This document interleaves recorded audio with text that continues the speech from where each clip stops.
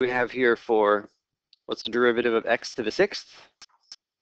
6x to the 5th.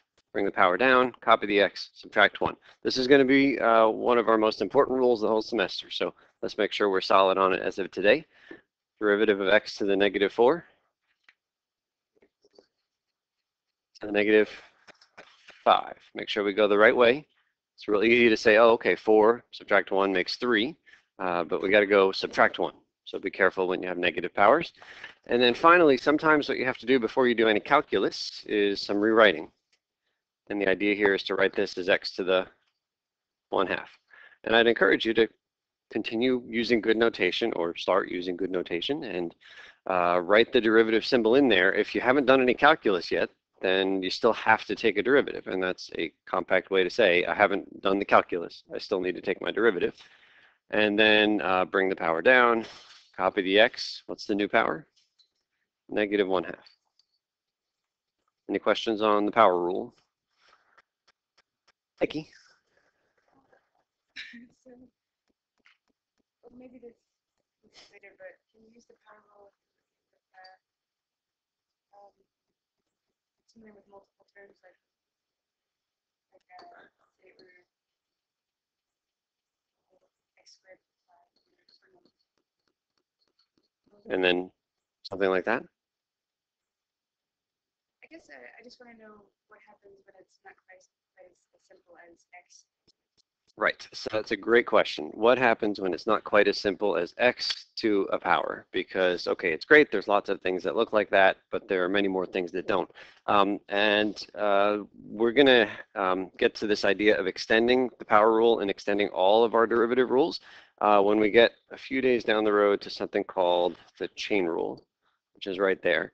And in fact, you see we spend 2 days on the chain rule because it's the most important derivative rule of all the ones that we'll see.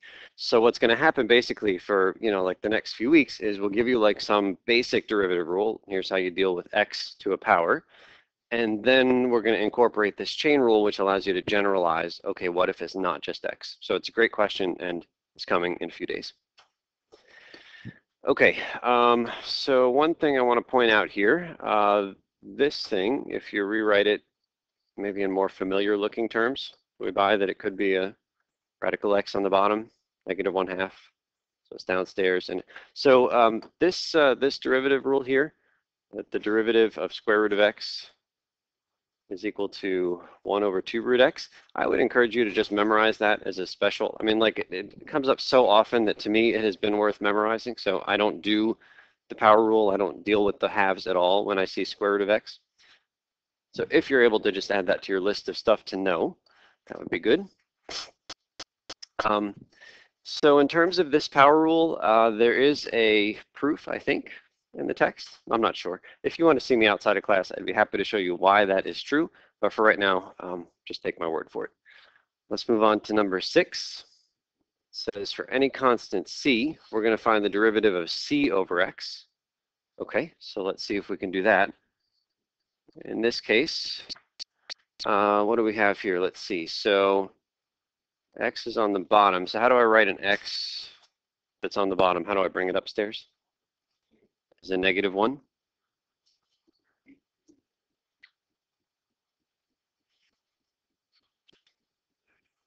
And actually, I realized that I kind of jumped the gun on number 6. Let's jump down to number 8 real quick, just for a second, then we'll come back. Okay, here's what number 8 says. It looks crazy in terms of symbols, but it's not so bad in plain English. It says if you want to take the derivative of a constant c times some function, what you're allowed to do is take that constant outside, you just copy it down in the front, and then you take the derivative of your function and you multiply them when you're done. So if there's a constant sitting in the front of some function, you just keep it right there and you take the derivative of the function, and the constant is just waiting for you to finish that process. So for example, if we look down here in number 9, I have the derivative of negative 2x to the 5th. So I'm going to write this in a way that I'm not going to ever ask you to write it, but just so that we see the process. That negative 2 is a constant. I can imagine taking that negative 2 outside, and then all I have to do is take the derivative of x to the 5th, and then multiply the two things when we're done. You understand the idea of that? Constant multiples just come right outside, and then you take your derivative as usual. Yes, we're going to multiply the 5 by the -2. I'm doing this in slow motion, and I'll never ask you to do it this way, but that's a -2. What's the derivative of x to the 5th? 5x to the 4th. Bring the power down first, then subtract 1. And then as Abby saw, the -2 is just going to get multiplied by the 5. So that's -10x to the 4th.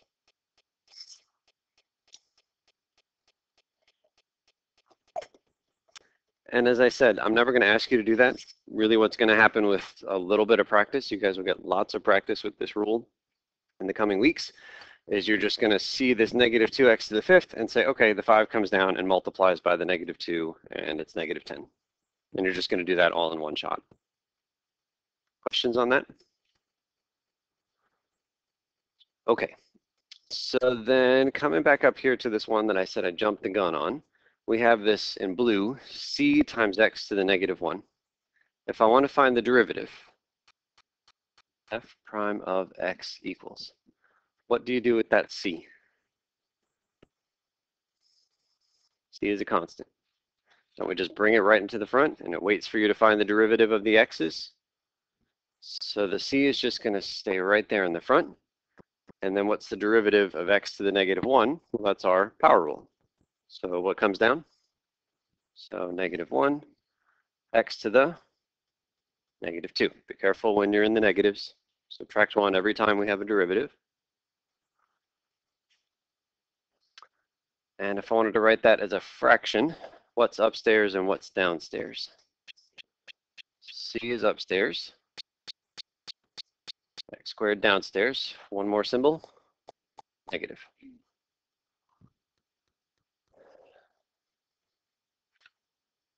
So why am I showing you this? Well, this is just an example, a specific example of the power rule. You don't need to memorize this, but it's another one that I have found worthwhile. If I have the derivative of a constant over x, and that comes up often enough that I've decided to just memorize this separately. The derivative of a constant over x is negative the constant over x squared. Derivative of a constant over x is negative the constant over x squared. So I'll write that in words.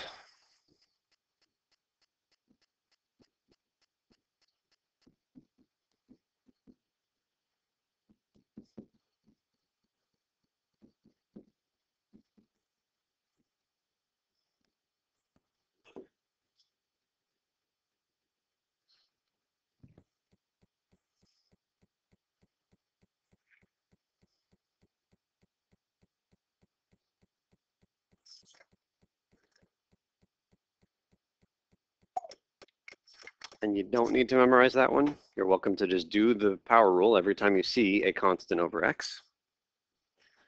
But if you do memorize it, then some derivatives that come up fairly often become much quicker than using the power rule. The derivative of 3 over x, -3 over x squared. That's it. So what did we save? Well, we saved the first step of rewriting. That's really 3 times x to what power? To the -1. And then you used your power rule on that, and that becomes -3x to the -2. And x to the -2 really goes downstairs as x squared. So it just kind of cuts out all the kind of in-between rewriting and then the in-between purple stuff. What's the derivative of -5 over t? It's +5 over t squared. You always take the negative of whatever that constant is. In this case, it makes it positive. Questions on that one?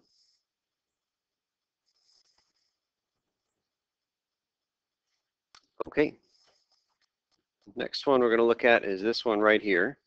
It says find the derivative of a constant times x. Okay, so first of all, when you see a constant multiple, what do you do with it? You bring it right outside. You keep it there, waiting for you to do the derivative. So then the question is, what's the derivative of x? Okay, it's the first time we've seen this one. We'll do it in a couple of ways. But x is really x to the first. And so when I take the derivative, what comes down? 1 x to the 0. Okay, 0 is kind of a funny power. What is anything to the 0? Is 1. So this is really 1. So the derivative of x is just 1, which means the derivative of a constant times x is just the constant because it's the constant times 1.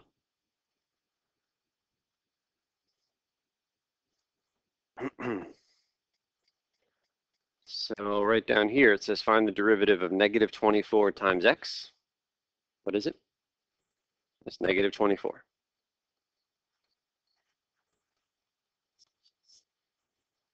And that's written down here. It's the second bold one. The derivative of a constant times x is the constant.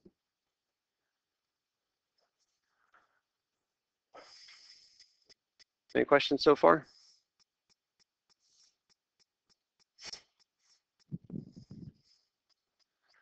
Okay, so admittedly, the details of all these rules not super exciting, but the idea here is that it's saving us from doing that limit definition, h goes to 0, all of that algebra.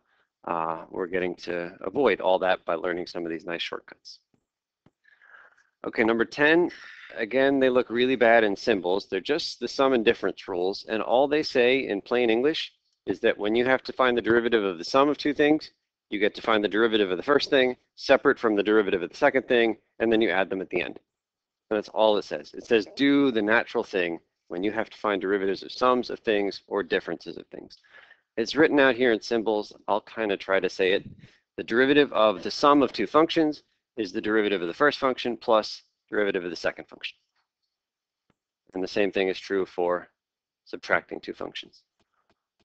So let's actually see that in practice. Here in number 11. So what the derivative rule that we just saw tells us we're allowed to do is separate this thing in our minds into 4 separate derivatives. You're finding the derivative of each of those terms separately, and then you're going to just copy those plus signs and minus signs in between. So find the derivative of 4 things, keep the minus and plus signs as they are, and check with your neighbors when you get done. Okay, what's the derivative of that x to the 4th? Or x to the 3rd? Then there's a plus because it came from the plus in front of the next term. What's the derivative of 7x squared? It's 14x. And even at this early stage, I'm hoping that we can get from 7x squared to 14x in one shot, as opposed to thinking, okay, 7 is going to come in the front, and then the derivative of x squared, and then multiply. Just kind of imagine bringing that 2 and multiplying it by the 7. What's the derivative of negative 3x? It is negative 3. What's the derivative of plus 10? 0. And so generally we wouldn't write that part at the end, and we have our answer. Now, can you imagine doing the limit definition for the derivative of this thing? Remember the limit definition, I'll just write one little piece of it, was this f of x plus h minus, and then the rest of it is actually not the hard part, but this is the hard part right here, because f of x plus h would be x plus h to the 4th plus 7x plus h squared minus 3x plus h plus 10. And then what would you have to do with that?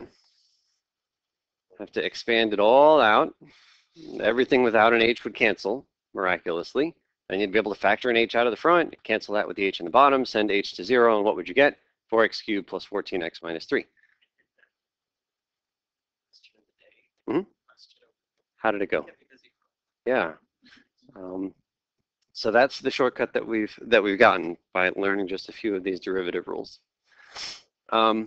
Okay, so one little thing while we're talking about this. Take a look at that 7x squared. Does the 7 stay or disappear when you take a derivative? 7 stayed, right? It waited for you to multiply it by the 2x. That plus 10, does it stay or disappear when you take a derivative? It disappears. So we got to be really clear. When we say, what do you do with the constant? Well, it depends on what's right after the constant. If there's some x's right after the constant, then that's a constant multiple and it stays there. If there are no x's after the constant, then it's just a constant. And the derivative of a constant by itself is 0. So we really have to keep them separate, right? The derivative of a number, I can't tell you what the answer is until you tell me what's right after it, all right? Okay, let's go to number 12. It says we're going to find and interpret first and second derivatives of this function right here, and then we'll find an equation of a tangent line at x equals 2. So use good notation.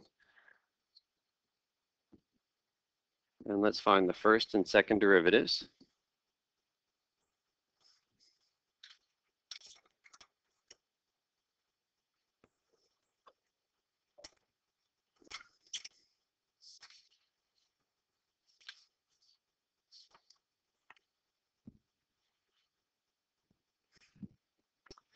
What do we get for f prime?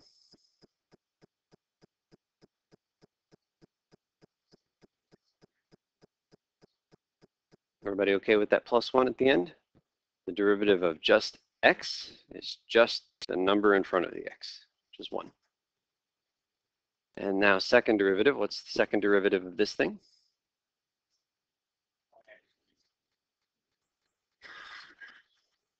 Plus 6x. What about the +1? That goes to 0. Okay, if this is the first time you are seeing all of these rules, then you are going to be slower than some other folks in this room who I think have seen these rules before this class. So take your time as you get used to these rules. You guys are not on an even playing field in terms of seeing these this morning.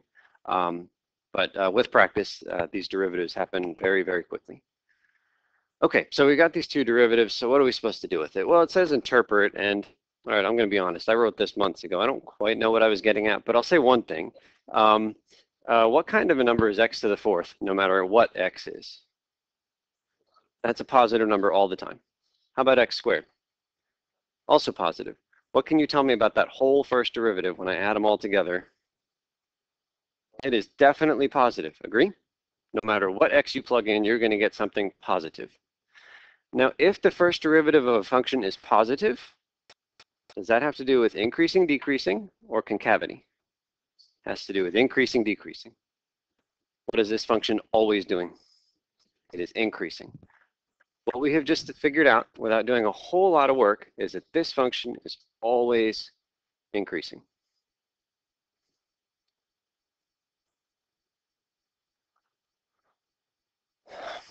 Is that a surprise? Well, this is an x to the fifth. If you guys kind of draw like in the air, like x to the fifth, so they kind of all look similar. They have some common themes. Where does it start? Start at the top or bottom? So it starts at the bottom, ends at the top.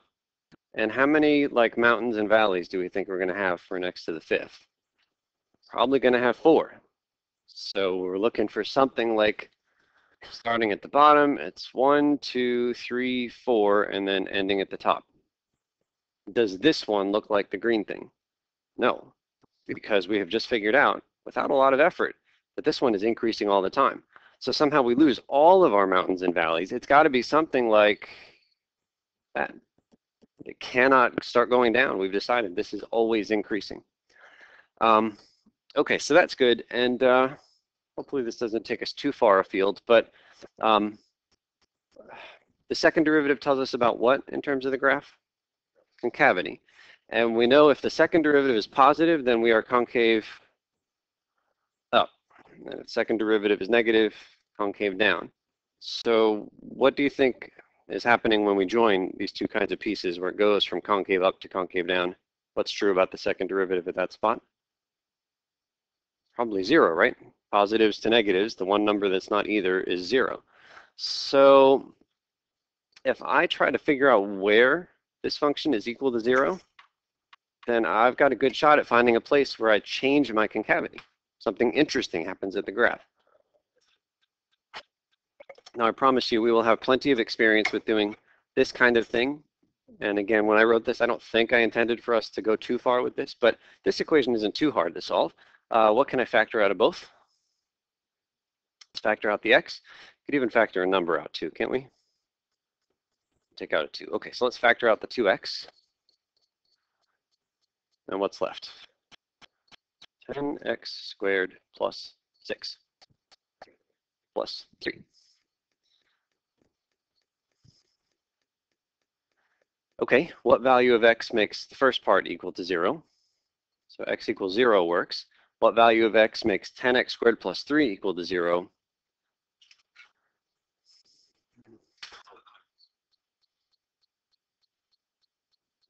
Nothing, no real number anyway, right? Because again, x squared is always positive. So that thing is never equal to 0. It's always positive. So x equals 0 is the only thing that makes the concavity equal to 0, if that makes sense. Okay, and if you were to plug in a number less than 0, I put 0 right here. And, we'll get lots of practice with this. This is just kind of a preview of where we're headed. If I try plugging in something less than 0 in for my x, then what can you tell me about the sign of 2x if x is less than 0? That's a negative. Again, if x is less than 0, what can you tell me about the sign of 10x squared plus 3? That's always positive. So when I multiply them, I get something definitely negative. And if I run over to the side to the right of 0, plug in something bigger than 0, what about 2x? That's positive. What about 10x squared plus 3? That's always positive, so the whole thing is positive. So somehow, I've got a function which to the left of 0 is doing what? It's concave down, and then to the right of 0, concave up. Okay, so with not too much work, we have figured out that this function right here is always increasing, and it changes from concave down to concave up at x equals 0. All right, that is more than we could have said without the graphing calculator 10 minutes ago. Like without doing this stuff, we would really have not been able to get our foot in the door for this function. I mean, how many times have I given you, how many times has any math teacher given you an x to the 5th and said, all right, describe the graph of this function? It's complicated. But with calculus and not too much effort, we were able to get something. So let's see how that agrees with what GeoGebra says. So I typed in the function. I did it right, didn't I? I think that's the function.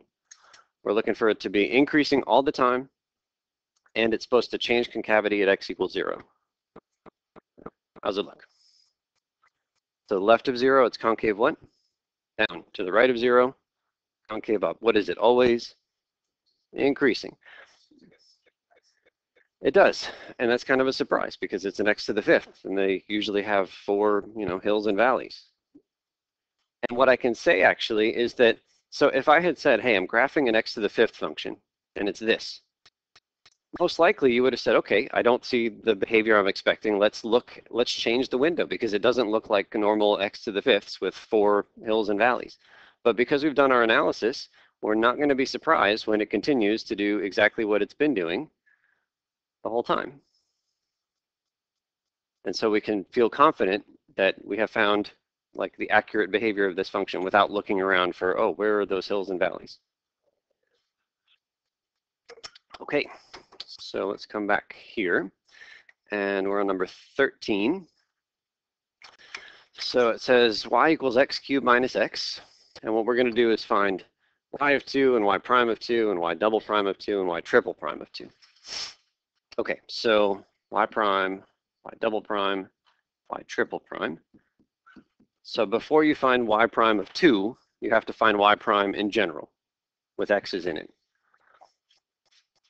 So what's the derivative of x cubed minus x?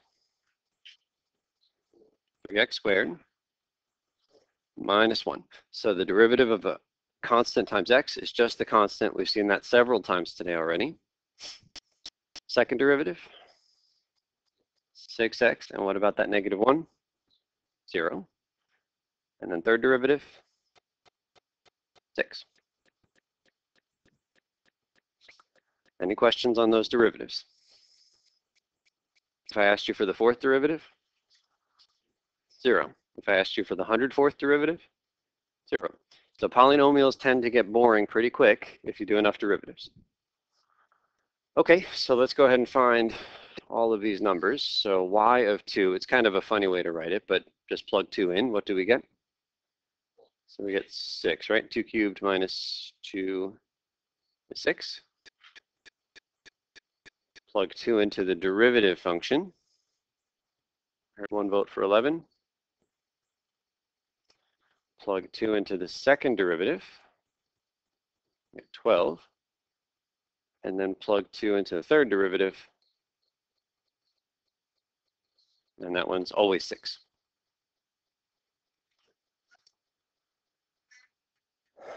Okay, so we're going to get the calculator to confirm some of these answers for us. But before we do, we now have a lot of information about this function right here. At x equals 2 is the graph above the x-axis or below the x-axis? Above. It's up there at 6. Okay, that's not calculus. At x equals 2, is the function increasing or decreasing? It is increasing pretty steeply. It's got a slope of 11, that tangent line. At x equals 2, are we concave up or concave down? Concave up. That's a positive number.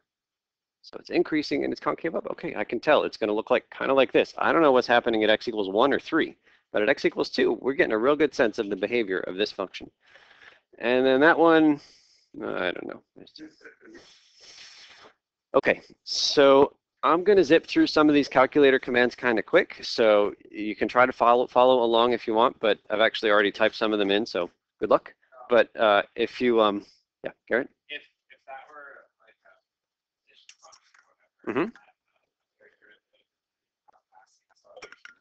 That's right. The acceleration is increasing at 6. Yes, exactly. This one, the acceleration is constantly increasing at 6. That's the jerk. All right, so here's what we do, and if you miss any of this, which I expect you might, just check out the video on YouTube.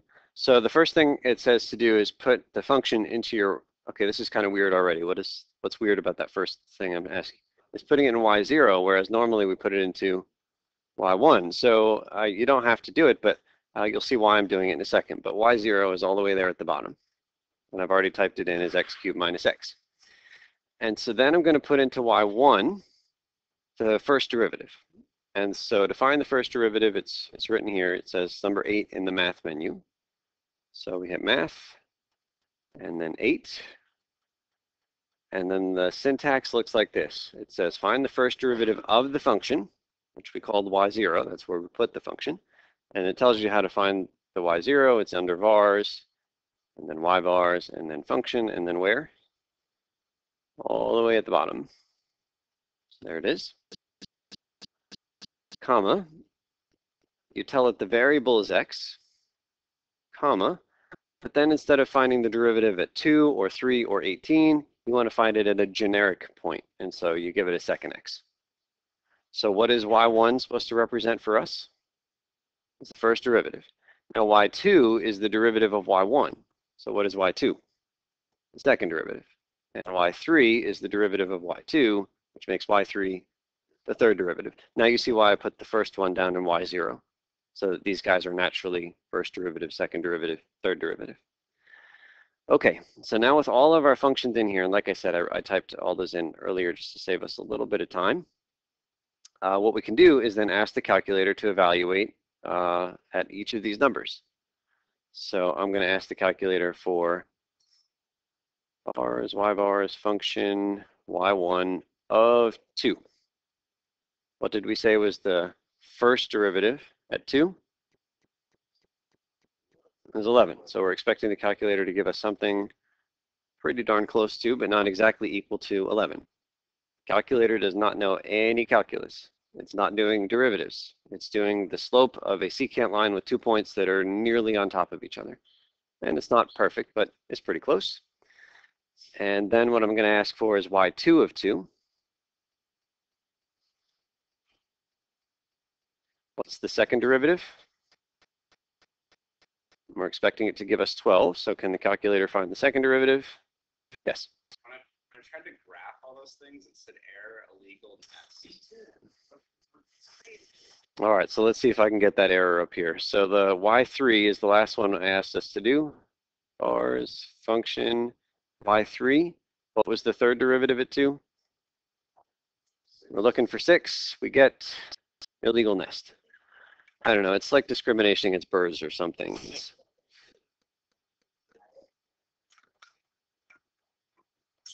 So here's the point. Wait, it's working for you, Todd?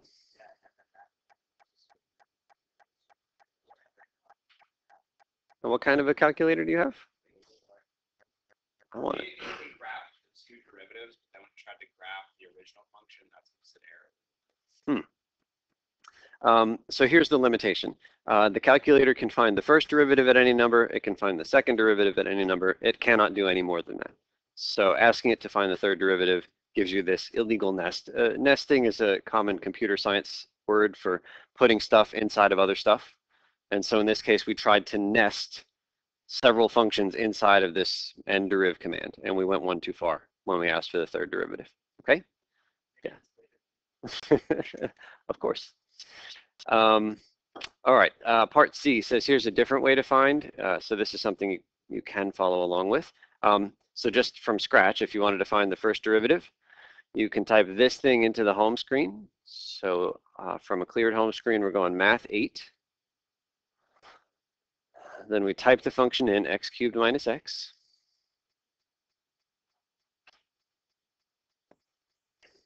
And then the syntax, always comma the variable, which is x. And then comma, now I'm looking for the first derivative at a particular point. This is the normal syntax for the nderiv command. We wanted the first derivative at 2, so you hit 2. And what was the first derivative at 2? We're looking for 11, and from there, get 11. So if you just want the calculator to give you the derivative at a point, don't go into the y equals and type in all that crazy stuff. Just do it right here. I did all that y equals stuff so that we could see how far the derivative can be taken on the calculator. All right, and then there's one more way to do all this. So I'm going to clear everything here, including this guy at the bottom. And what I'll do is just type in the function into y1. So I'm going to put my x cubed minus x.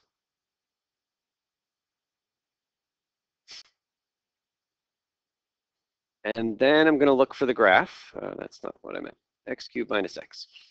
And then we're going to look at the graph. So maybe zoom 6 is okay for this particular graph. So there's our x cubed function. Looks like we expected it to look. And I want the derivative at x equals 2. So from this space, we go into second calc, which is right up here at the top. So we do second calc, which symbol says derivative. Number 6, that's the Leibniz notation, 6. It doesn't look like it, but it's asking for x. What value of x have we been focusing on?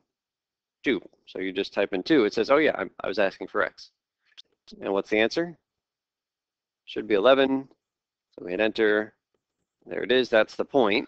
And at the bottom, you see the slope is 11. Any questions on that?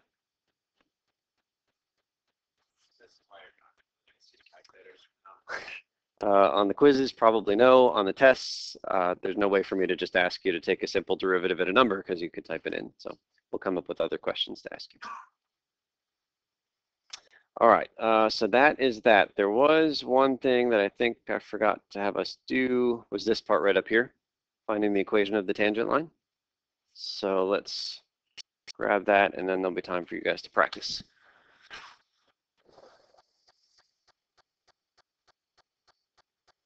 Okay, so we're finding the derivative of this tangent, the equation of the tangent line for that x to the 5th plus x cubed plus x at x equals 2. All right, in order to find the equation of any line, generally you need 2 pieces of information. What are they? A point and a slope. If you have 2 points, you can use them to get the slope. So we need a point and we need the slope. Let's find the point first. What's the x value at the point? So the x value is 2. So if I wanted to find the y value at x equals 2, what would I do? And plug in 2.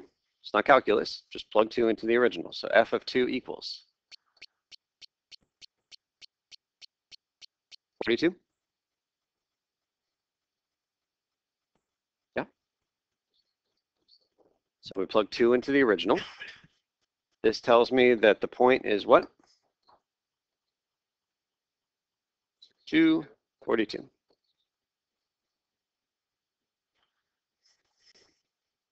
I just had flashbacks. I always got off the subway in New York at 242nd Street. 242 is. Okay, so that's that. What's the other thing we need? It's the slope, which means the derivative. Great, we found the derivative. Really, really common for folks to then say, okay, so the slope is 5x to the 4th plus 3x squared plus 1. That's the slope function, but the slope at a point is a number.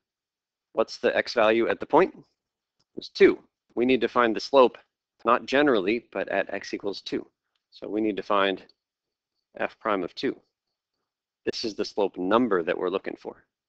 So we plug 2 into the derivative function in blue.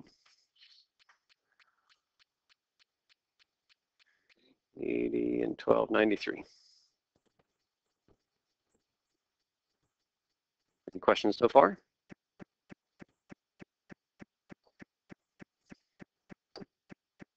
Okay, we now have everything we need. We have the point, we have the slope. The rest of this is not calculus. This is find the equation of a line. I think that most people in this room prefer the mx plus b version of the equation of the line, so we'll go with that. How much is the y value at the point? 42. How much is the slope at the point? 93. How much is the x value? 2. How much is the b? Unknown. It's about to be known.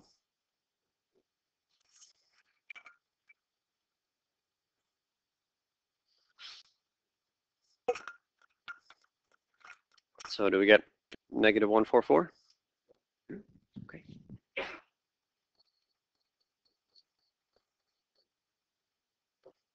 And so that means the equation of the tangent line is y equals, so I'm just doing this mx plus b again. How much is m? 93. X, how much is b? Negative 144.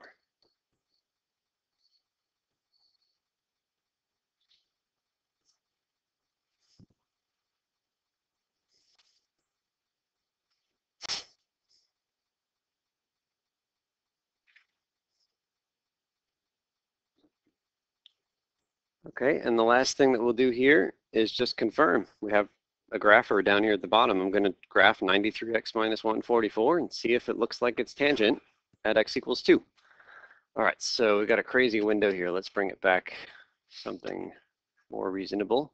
Let's go forward one. Okay, something like that. What are we typing in here? Actually, first thing I want to do is plot the point. 2 comma 42. All right, there's the point. Can you guys imagine what the tangent line is going to look like? And then we're going to type it. What is it? Y equals? What was the slope again? 93x minus 144. How's it look? Oh, that's what we did. We built that tangent line. Okay, any questions on that? All right, so your task in the 26 minutes that we have is down here. It's all about derivatives, the power rule, and tangent lines. There's one there, and then on the next page you will find 5 more, and then the answer key. I'll walk around, but ask each other for help and see if you can finish these 6.